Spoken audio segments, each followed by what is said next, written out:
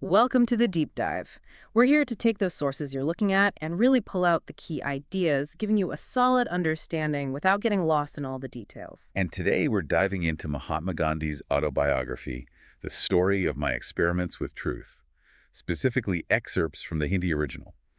Right, so our mission here is to get beyond that iconic image, isn't it? Exactly. We want to uncover the experiences, the philosophies that really shaped him, as he tells it himself. We're talking childhood, school, marriage. Early adulthood, that crucial time in England, and his first steps into, well, activism. Okay, let's jump in.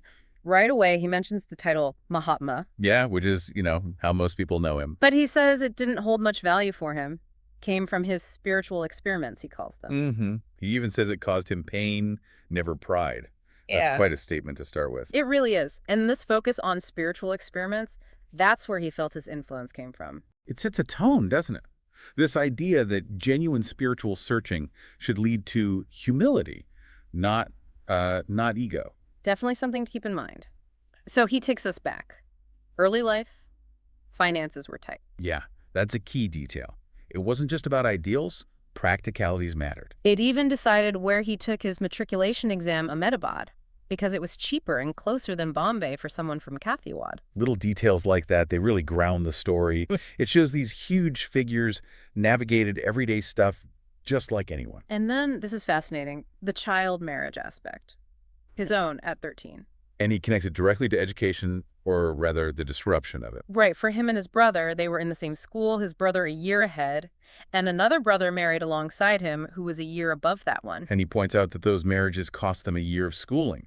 The brother he married alongside even had to drop out completely. He makes this broader point, too, about Hindu society at the time, how education and marriage could happen side by side without seeming strange. That's a really early critique from within, isn't it? He's not just telling a story.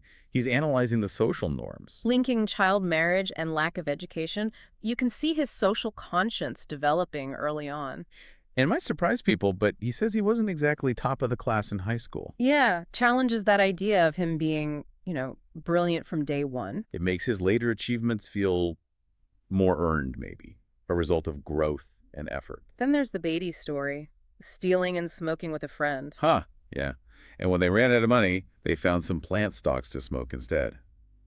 Resourceful, you have to admit. He says the reason was this feeling of dependence on elders, wanting independence, not needing permission, a bit of rebellion. It's a very human moment, isn't it? That youthful push against restrictions, even in small ways. A desire for autonomy. But he contrasts that with something he saw as much more serious. Ah, the gold bracelet incident, stealing a bit from his brother's bracelet. His meat-eating brother's bracelet, he specifies, to pay off a debt about 25 rupees. And he's very clear that theft felt far heavier to him than the smoking. He notes the age difference, too. Around 12 or 13 for the beaties, 15 for the gold. Shows a developing moral compass, weighing different actions, and the fact he reflects on both shows that self-examination he became known for. Absolutely. Those experiments with truth started early. It's also interesting how his respect for different religions developed came right from his family. His parents being Vaishnavites, but visiting Shiva and Rama temples, too. Taking the kids along. And his father, as Dewan, had Jain scholars visiting often. So that exposure, that everyday immersion, it wasn't something he learned later from books. It was baked in from the start. Probably laid the groundwork for his later pluralism. He mentions his father being a Dewan, favored by the ruler, but still, dependent. A position of respect, but within limits. Understanding the nuances of power. And they move from Rajkot to Porbandar. He kind of waves away the pre-wedding rituals, says they aren't central to his story. Suggests he's being quite selective, focusing on what he sees as relevant to his core journey. Okay, so fast forward a bit. Preparing for England, he passes his matriculation in 1887. But deciding to go study abroad. That was a huge deal. Mm. Major social obstacles. The threat of being kicked out of his caste, right. The Panch, the council. Exactly. They could apparently find anyone who even saw him off. Huge pressure. Shows real courage to defy that. It wasn't just a personal choice. It had community consequences. And his brother's support was crucial. Standing by him, despite the risks. Gandhi admits he got pretty anxious beforehand, worried about pressure on his brother, things going wrong. You could feel the weight of that decision. High stakes. So he gets to England, and it's tough. Culture shock, basically. language difficulties. Not knowing how to use cutlery, being too shy to ask about vegetarian food? Yeah, he ended up just eating snacks he brought from home, staying in his room a lot. Must have been incredibly lonely. Quite a contrast to the confident figure we know. Very vulnerable. He compares himself to Masmudar, that other student who seemed to adapt easily. And Masmudar told him, look, you need to speak up even if you make mistakes. You're going to be a lawyer. Practical advice. And then there was that kind Englishman who just started talking to him, asking why he was so isolated. Those little connections probably meant everything then, pulling him out of his shell. Definitely. And then there's the vow to his mother, not eating meat. He stuck to it, even when that Englishman advised him meat was necessary for the climate. Said he'd rather go back to India than break his promise. That shows real conviction early on. The friend even gave him a sort of vegetarian certificate. A testament to his principles and his respect for his family's values, foreshadows his lifelong vegetarianism. He did try to fit in outwardly at first, though. Oh yeah, the Bond Street tailor, the gold chain. Learning to tie a proper tie because the pre-tied ones weren't acceptable. It's a very relatable impulse, trying to assimilate in a new culture, trying not to stick out so much. But then his focus shifted, more towards studying. Got serious, made a timetable, but still struggled with some subjects, like Latin. Failed the exam, even though he found it interesting. Tried French and chemistry, too. Chemistry didn't grab him initially, not enough experiments, but he saw the potential later. Shows it was a process, finding his academic footing, not effortless. And his vegetarianism became more than just following the vow. He started reading about it. Right, looking into the different interpretations, meat, fish, eggs, dairy. What does pure vegetarian actually mean? He wanted to understand the philosophy behind it. Real intellectual engagement. Which led to that meeting at the vegetarian restaurant. The helpful English lady. That seems like a real turning point. She invited him home, started a friendship. Helped him overcome that shyness, that isolation. One connection can change everything. And he got involved with the Theosophical Society, met Annie Besant. Read Madame Blavatsky's Key to Theosophy. And that, interestingly, sparked his interest in reading Hindu scriptures more deeply. Kind of reclaiming his own heritage after maybe hearing negative things from missionaries. Exactly. It was a catalyst for him to actively explore Hinduism on his own terms. Hugely important for his spiritual development. He read the Bible, too. The Sermon on the Mount really hit him. Reinforced his ideas about renunciation, yeah. And Carlyle's heroes in hero worship admired the part about Prophet Muhammad, his greatness, bravery, austerity. He was really soaking things up from different traditions, finding common ethical threads, very open-minded. His exams limited how much religious reading he could do then, but he resolved to do more later. The spark was lit, though, a conscious decision to prioritize that kind of exploration. Towards the end of his stay, 1890, he went to that vegetarian conference in Portsmouth. With another Indian friend, yeah.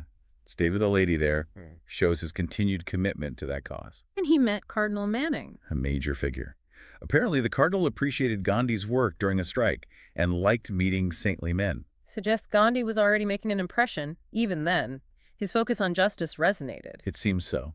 He also made observations about life in England, the cost of living. Was shocked by how much people spend on alcohol compared to food. Though he says he kind of understood it later as a social norm. And he struggled at parties initially, finding vegetarian options. Just navigating a completely different culture day by day. Okay, so the journey back to India. After Aden, the sea got really rough. Big storm. But surprisingly, he felt fine, while everyone else was seasick. He was up on deck watching it all. He even mentions only he and maybe one other person made it to breakfast, eating porridge, holding their plates. That resilience is striking. Maybe a metaphor for developing inner strength? Could be. He notes the external storm mirrored some internal turmoil he felt. But when he got the news about his mother's death, he didn't break down outwardly. Maintained composure, carried on with his routine, remarkable self-control given the circumstances. Hints at that inner discipline he'd cultivate. Back in India, Dr. Mehta introduced him to several people, but one stood out. Rajchandpai, the poet, also known as Rajchandra. Gandhi says no one else made such a deep impression. Admired his intellect, his sincerity. Felt his words really resonated. Became a spiritual confidant in tough times. Not a formal guru, but clearly a hugely important influence. Provided guidance when he needed it. But even after England, his personal life, specifically his marriage, hadn't improved like he'd hoped. He's very candid about that. still struggled with jealousy, suspicion. Even sent his wife back to her parents for a while, which caused her hardship. He admits his own weaknesses got in the way of educating her as he'd intended, took frustrations out on her. It's a very human admission. Shows his path to self-improvement wasn't linear, especially in personal relationships. Makes it more complex. He tried setting up a law practice in Bombay, shared a kitchen with someone named Ravi Shankar, Who apparently had a very specific vow about cleanliness. The interesting little detail. but the Bombay practice didn't last long, 4 or 5 months maybe? Expenses were piling up, no income coming in. He felt uneasy too, like the practice was more about appearances than real skill, felt the weight of responsibility. That struggle, that feeling of disillusionment, might have made him more open to the next opportunity. South Africa. Right. So he arrives in Durban, met by another Indian. Who immediately tells him about the discrimination Indians face there, even traveling first or second class. Sets the scene immediately. No illusions about what he's walking into. And then, the train journey to Pretoria, first-class ticket in hand. But he's told to move to the baggage van, the space for coolies. Deeply humiliating. But initially, he says he accepted it, felt powerless. That initial acceptance is interesting, isn't it, before the resistance kicked in? Absolutely, a pivotal moment. Yeah. That first direct taste of dehumanizing racism. But then it escalates. Another white passenger demands he move to sit at his feet. So a passenger could smoke, yeah. And this time, Gandhi refused. Despite being scared. And he was assaulted for it. That's a definite shift. No longer passive acceptance, resistance, even facing violence. And then forcibly thrown off the train. Yeah. Middle of the night, Pietermaritzburg. Left alone in the waiting room. Afraid. Hesitant to even ask for help, fearing more humiliation. Just imagine that. Stranded, vulnerable because of his race. Deeply traumatic. But then, an unexpected kindness. An American Negro gentleman approaches him. Offers help. Takes him to a small hotel. Solidarity from someone who likely understood that kind of prejudice. A powerful moment of connection in a bleak situation. The ticket collector afterwards. Polite, but no real help. And the hotel owner, Mr. Johnston, was initially worried about his white customers. Gandhi offered to eat in his room to avoid trouble. Very pragmatic. Shows him navigating prejudice carefully. But then Johnston came back later. Visited him, his room, offered reassurance, kindness, an unexpected shift. Must have been a moment of hope. A reminder that not everyone shared those prejudiced views. He also started interacting with Christians there, attended prayers. Felt their sincerity, but couldn't quite accept the idea of Jesus as the sole mediator. Shows his own theological thinking developing his distinct path. He had discussions with Mr. Coates, a Plymouth brother. Who kept trying to convert him? Probably just strengthened Gandhi's own commitment to Hinduism, pushed him to explore it more. He read Butler's analogy, but felt it didn't address his specific questions about Jesus' role. But despite not converting, Coates remained affectionate. Shows personal connection could exist across religious divides. And Gandhi started seeing the need for organized action, public work. Especially against that awful 3-pound tax on Indians. A constantly bleeding wound, he called it. He worried about who would lead the Indian Congress and the education efforts if he left. Identified potential successors, like Adamji Miankan and Parsi Rustamji.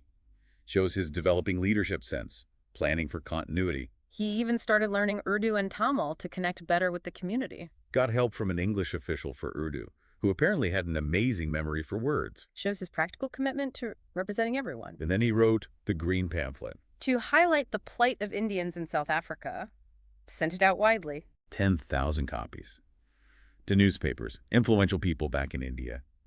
He was deliberately more moderate in tone this time. Compared to earlier pamphlets, yeah. Understood how things might look from afar. The Pioneer newspaper picked it up first. A big step in raising awareness on a much larger scale. A developing skill in advocacy. So he heads back to India for a bit, eager to meet the big names. Like Feroze Shah Mehta and Gokhale. He was really awestruck by Mehta in Bombay, heard so much about his influence, the Lion of Bombay, the uncrowned king. Expected to be overwhelmed, maybe. But Mehta greeted him like a father in his chambers, introduced him to his circle Wacha, Kama. Gandhi already knew of Wacha. Clearly a significant encounter. Seeing these influential figures, finding role models. He got a warm send-off from Natal, then went to Madras. Where the story of Balsundaram really hit home with the audience. His speech, the Green Pamphlet, huge enthusiasm. So much so, they printed a second edition, 10,000 more copies. Though he admits later he overestimated the immediate need for quite that many. a practical lesson in outreach. He visited the offices of the Hindu newspaper, too. Saw the editor dealing with this constant stream of people with problems, but having limited power to fix them. A reality check on the influence and limitations of the press. Now, this is interesting. At this point, he believed Indians needed to adopt European ways to gain respect. Right. Influenced his choices for his family's clothing Western, or Parsi dress, if Western felt inappropriate. Didn't want them looking like Kafiawadi Banayases.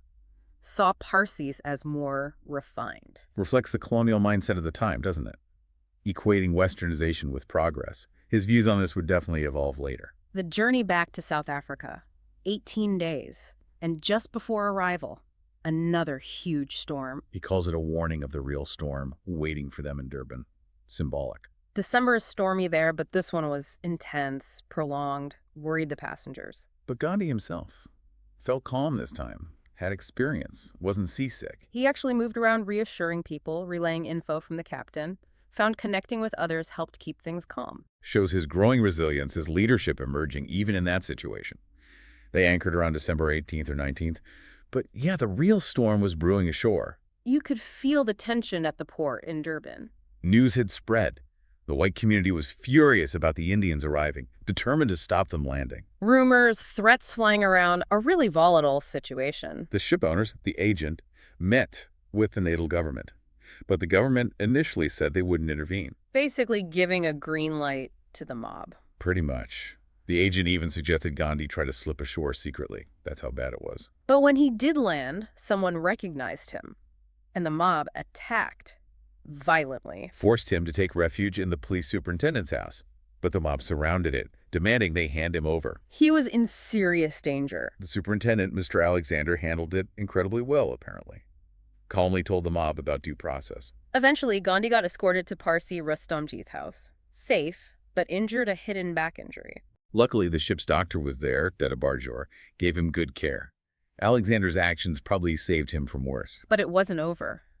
The mob besieged Rustomji's house all night, thousands shouting for him. Must have been terrifying. Constant threat, constant danger hanging over them. Shifting gears a bit, he talks about his children's education, or lack of formal education. Yeah, he emphasizes the practical life lessons they learned being with him in South Africa, rather than traditional schooling. He actually thought formal education in England or South Africa might have hindered them, made it harder for them to serve the community, maybe even got in the way of his work. It's a conscious choice, rooted in his own philosophy of education, prioritizing experience, character, service. He felt he fulfilled his duty as a parent this way, though he does express concern about his eldest son's path, a very personal perspective. Reflects his deep commitment to his mission, seeing everything through that lens. He also talks about wanting to nurse, to serve the sick, an early interest. Recalls a time he couldn't care properly for a sick relative due to lack of resources.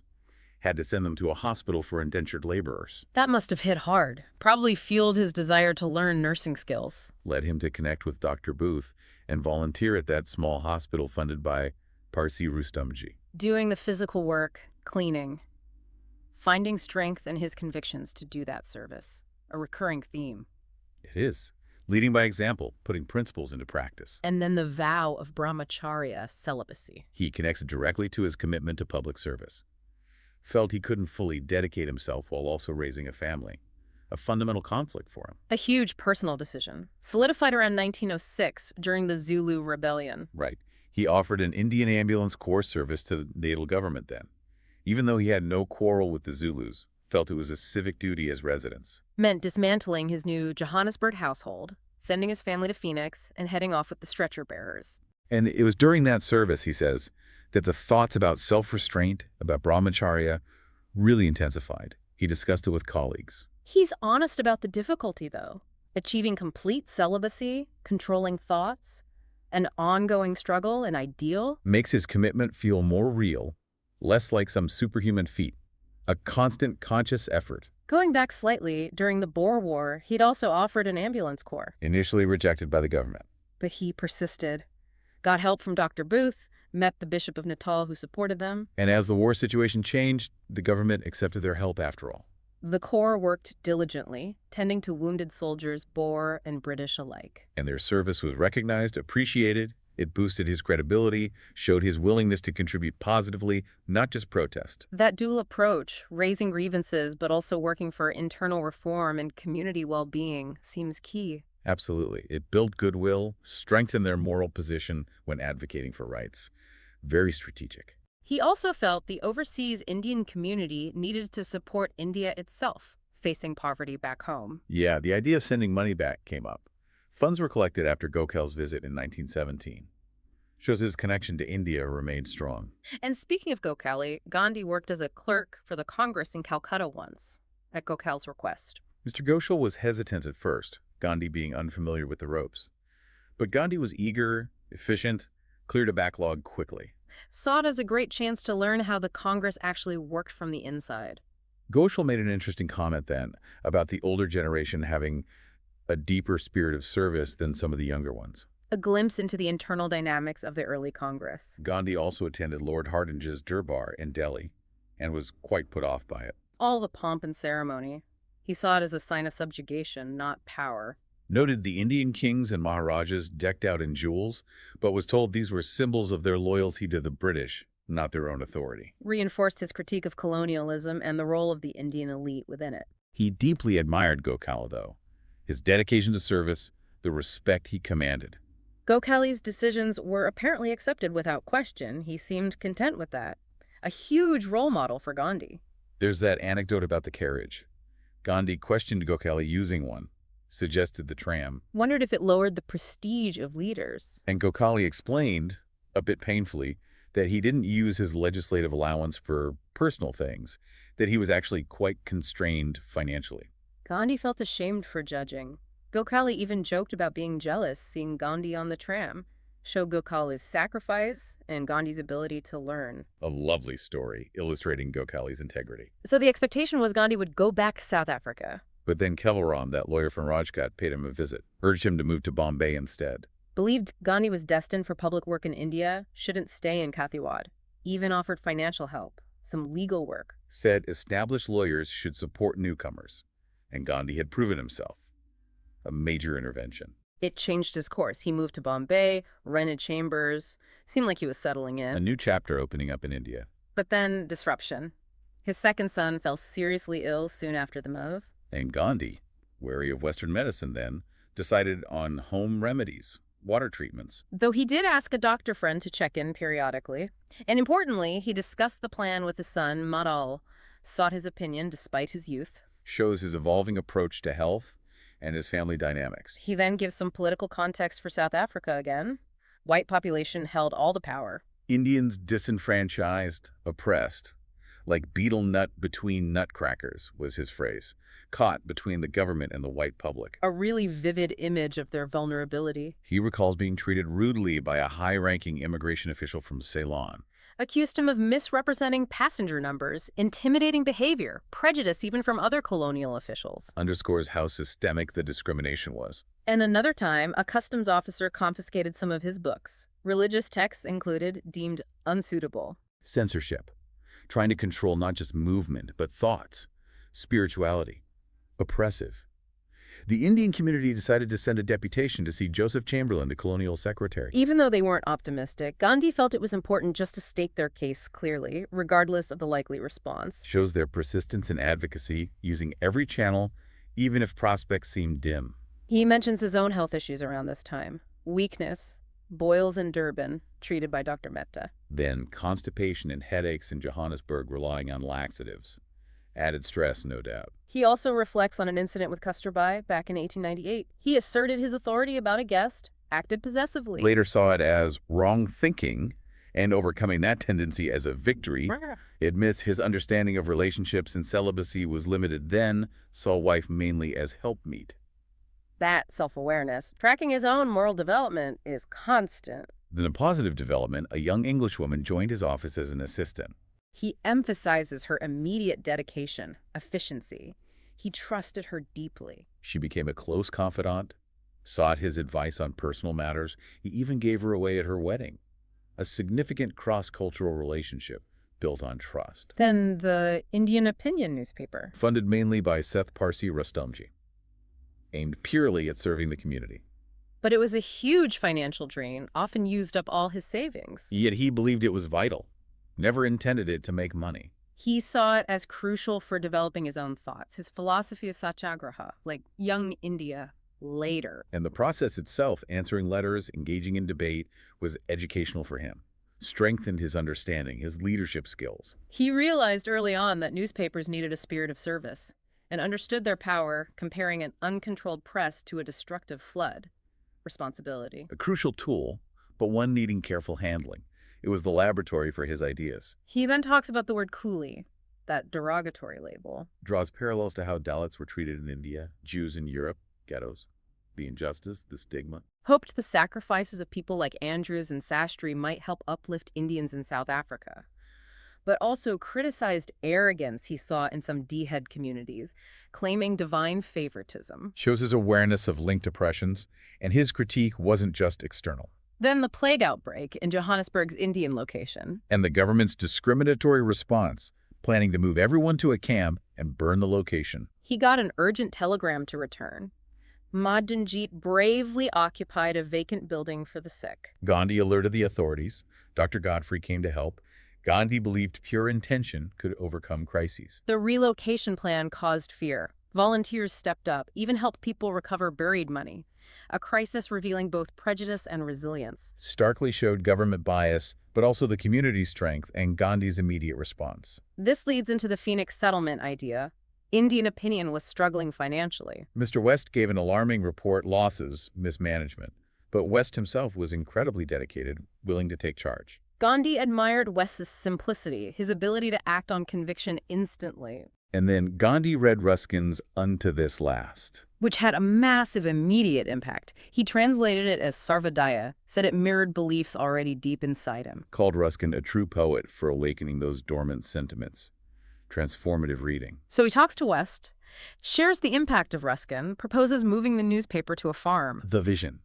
Communal living, everyone sharing expenses, farming, working on the paper, £3 per person minimum, no racial bias. West agreed immediately. They bought land near Durban, 100 acres plus another plot, £1,000. Parsi Rustamji helped again with materials. Indian carpenters and laborers from the Boer War Corps helped build the press. A real community effort. Getting the first issue printed at Phoenix was tough. Press problems, working all night, even the carpenters helped. But they did it. A mix of struggle and shared purpose. Mr. Pollock arrived soon after, fully embraced the life there. A Scottish theosophist joined too. And the Indian youth there became bilingual easily, living and working with English speakers. Phoenix was a bold experiment, putting those Sarvodaya principles into practice. Self-sufficiency, equality, service. While settling in Johannesburg, the Zulu rebellion broke out back in Natal, unexpected. He felt no hostility toward the Zulus, but again, felt Indians had a duty as Natal residents to help the government. Offered the ambulance corps again. It was accepted. Formed the corps, trained them, they tended wounded Zulus. Noted the treatment disparity again compared to white patients. Grappled with the morality of serving in a conflict he didn't fully support, but saw it as demonstrating commitment. That complex navigation again. There's a quick anecdote about a disagreement with Kallenbach on a train. Over a field glass. Got heated. Gandhi suggested just throwing it away to end the fight. Kallenbach agreed instantly. Tossed the expensive item. Shows that commitment to resolving conflict quickly, even at material cost. Harmony over possessions. Fast forward to World War I, he's back in London. Tries to organize an Indian volunteer corps for the British war effort. Faced hurdles, but eventually formed a St. John Ambulance Corps. About 80 volunteers, Indians included, training in first aid, drills. Notes the patriotic fervor in England then. But there was debate within the Indian group serve under the main hospital, or as a separate unit. Gandhi wanted a separate unit to maintain their Indian identity. A compromise was reached. But then his pleurisy recurred, so he couldn't serve actively himself.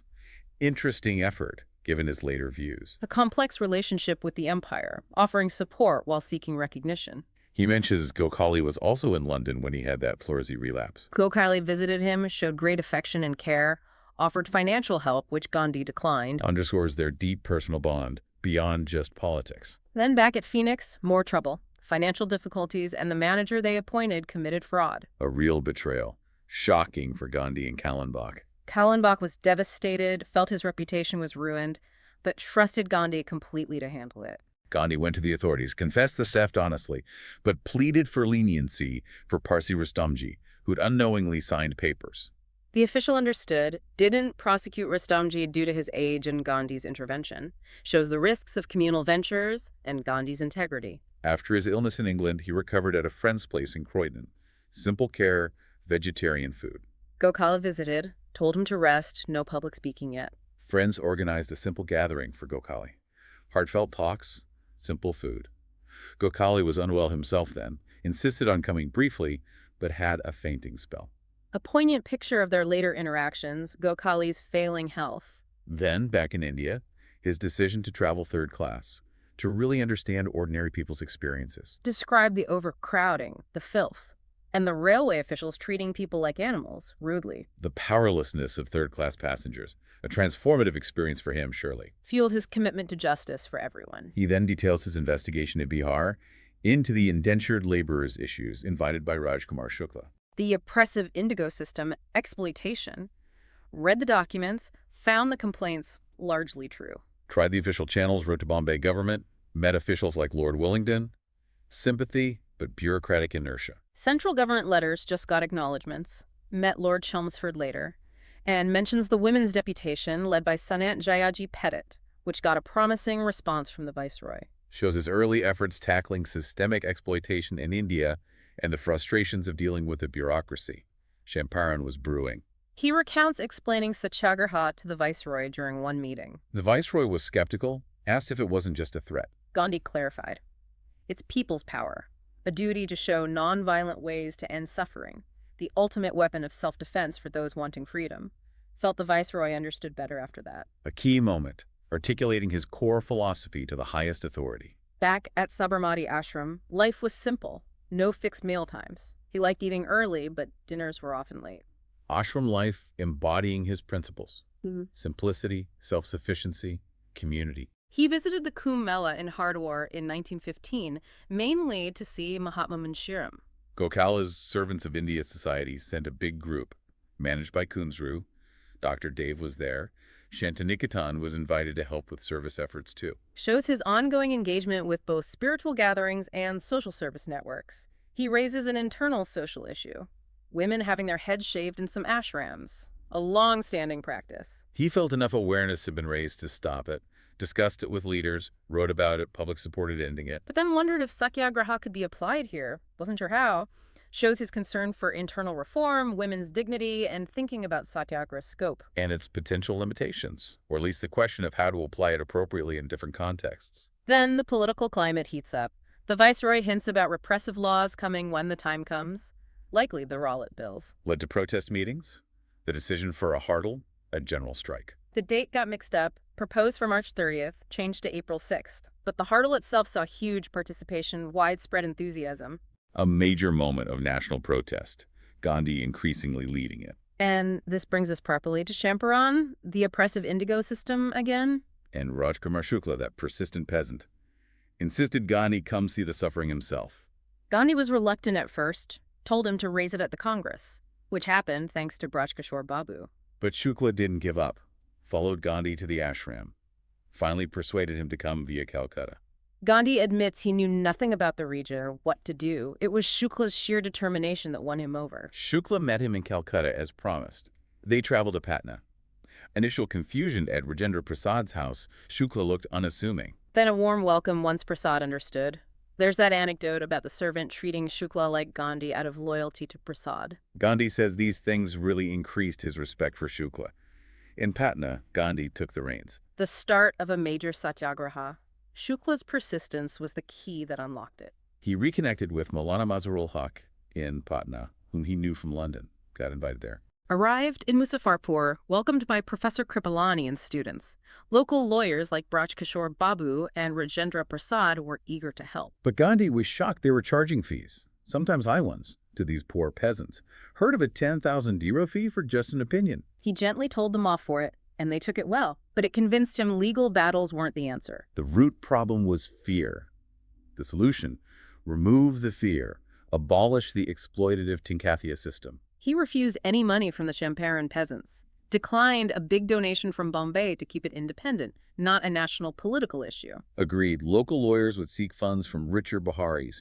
He'd cover any shortfall via Dr. Mehta.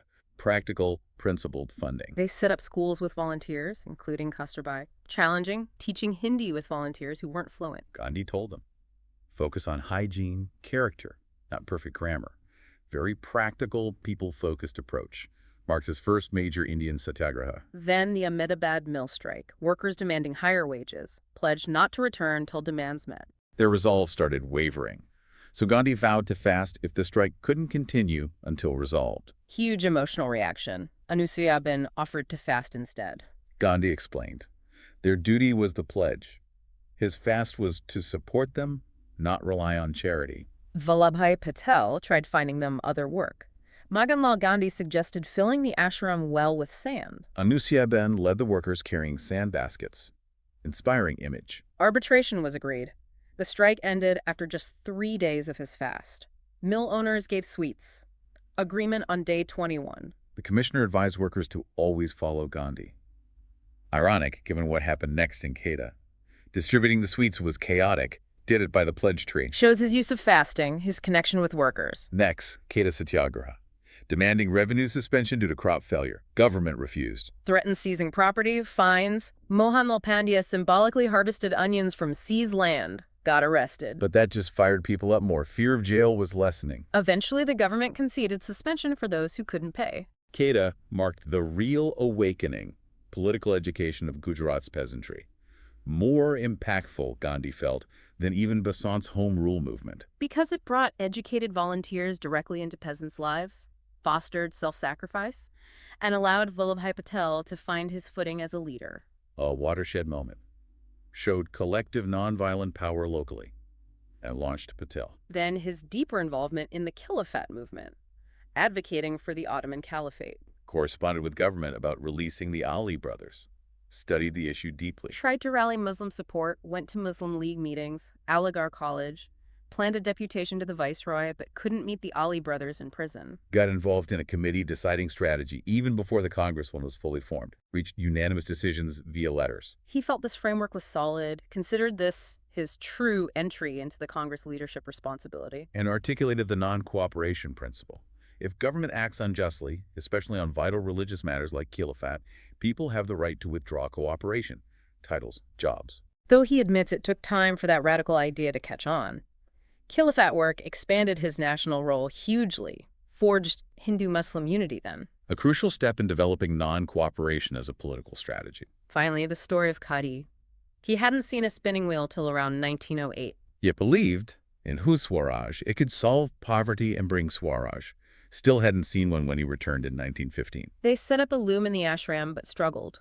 No skilled weavers among the ashramites, writers, businessmen. Finding a teacher was hard. And spinning was women's work traditionally.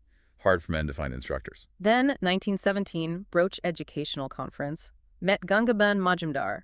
Courageous widow, practical, worked against untouchability. He asked her, find weavers, find spinning wheels? She took it on enthusiastically. But finding wheels, spinners, tough. Mill yarn was everywhere. Gandhi didn't want mill yarn. Where did it come from? How did ancestors manage? Asked Gangaben to find someone to make cotton slivers, Pune. She found a carter, Pinjora, hired him to teach the kids. Cotton donated. Gangaben expanded the work fast. Expensive tools, materials, funded by patriots.